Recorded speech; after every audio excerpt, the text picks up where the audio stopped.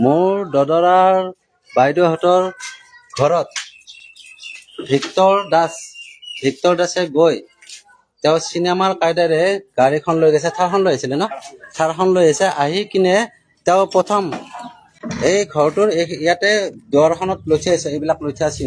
প্ৰথম কথা এই লঠিয়াইছে জোতাৰে, এয়া লঠিয়াইছে। তাৰপিছত যিমান আছে গ্লাছ, এইবিলাক গ্লাছ ৰডেৰে ভাঙি পেলাইছে গোটেই, এই ভাঙি পেলাইছে। তাৰপিছত এই দুটা ভাগিন হয়, এই খিৰিকী গোটেই ভাঙি পেলাইছে, এই খিৰিকী ভাঙি পেলাইছে, এইবিলাক ভাঙি পেলাইছে। কাজিয়াৰ সূত্ৰপাত হয় ইলেকশ্যনৰ সময়ত মোৰ ভাগিন দুটাৰ গাড়ীত সি অত্যাধিক মদ্যপান কৰি লৈ থাইছে। এই ভাগিন দুটা ইমান সৰু সৰু ল'ৰা, সেই বুঢ়াটোৱে ইহঁতৰ লগত মিলে নেকি কাজিয়া কৰিব? কি আছিলে বাবু সিদিনাখন সি চকত মানে চব গাড়ী ৰখাই আছিল, পছৰে ফালে সোমোৱা দদৰা চকত।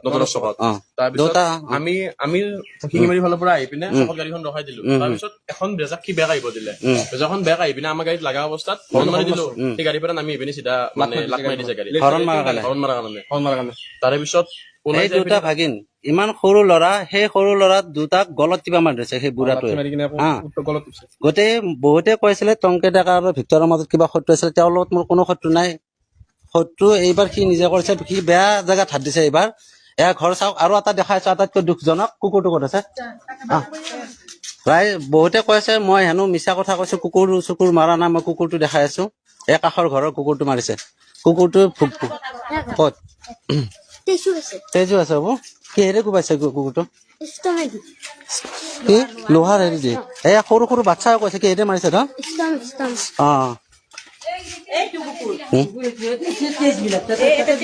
কুকুৰটো কয়, এয়া চাওক কুকুৰটোৰ তেজ ইয়াত পৰি আছে। কুকুৰটো বৰ্তমান মৃত্যু হোৱা নাই কুকুৰটো। এয়া লাষ্ট মোমেণ্ট আৰু এয়া মুখেৰে তেজ ওলাইছে, ৰডেৰে কোবাইছে। চাওক ৰাইজ, এয়া অন্তিম অৱস্থাত তেওঁ মাথাত কোবাইছে। আপোনালোকে দেখা পাইছে বাইদেউ? কিহেৰে কোবাইছে?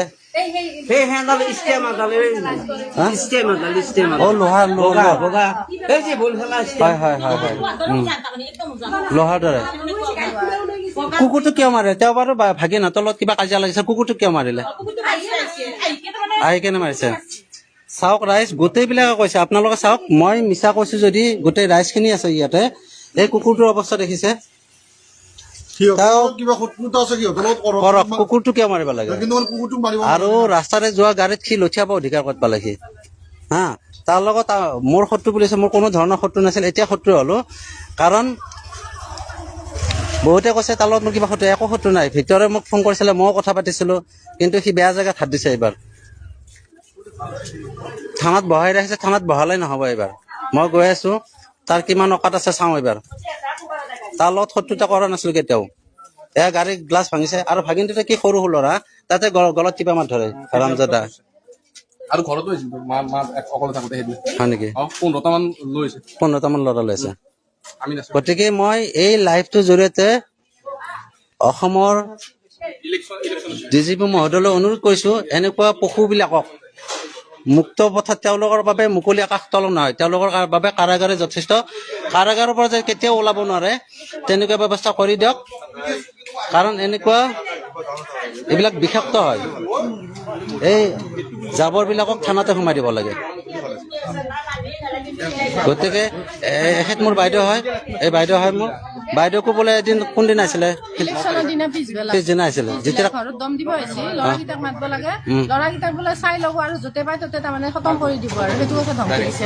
আৰু আজিও থানাতো য'তে পাই দেখে মানে।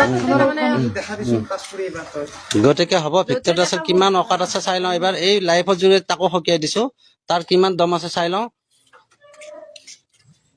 থানাত গৈ আছো আমি এতিয়া। ঠিক আছে, হ'ব ৰাইজ, আপোনালোকৰ আগত দেখালো। মই বহুতে মিছা কোৱা, মই মিছা লেখা বুলি কৈছিলেতো, মই দিছো, আপোনালোকে বিবেচনা কৰক। ৰাইজে কৈছে, মই নিজে একো কোৱা নাই, আহি লাইভ কৰিছো, আপোনালোকৰ নিজৰ মতামত ৰাখিব।